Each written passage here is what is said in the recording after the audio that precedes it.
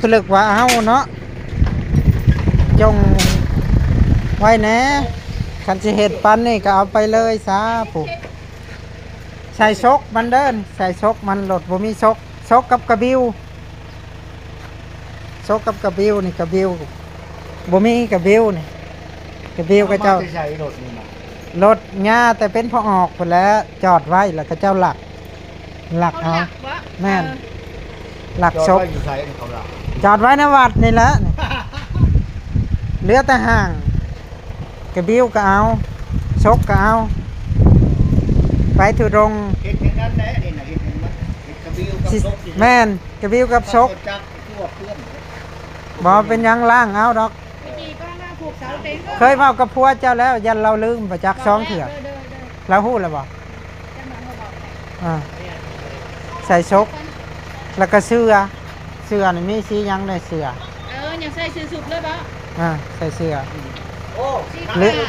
มีสีผ้าสีแดง ซกใส่อัน สีฟ้า ซกหลา สี ใส่สีผ้าเนาะ แม่น สีผ้ามันงามเลย ใส่สีฟ้าเบิ่งเข้าไปในเรือแต่ห่าง แต่แกไม่ได้ใช่ป่ะ กระแจบ่ได้ใช้กระบิ้วก็เอา ลาใส่ยังไห้มันมีแรงใดได้เนาะมันกี่ใดเนาะ จะเป็นข้างหน้าเลย เป็นยังไง ไม่เยอะ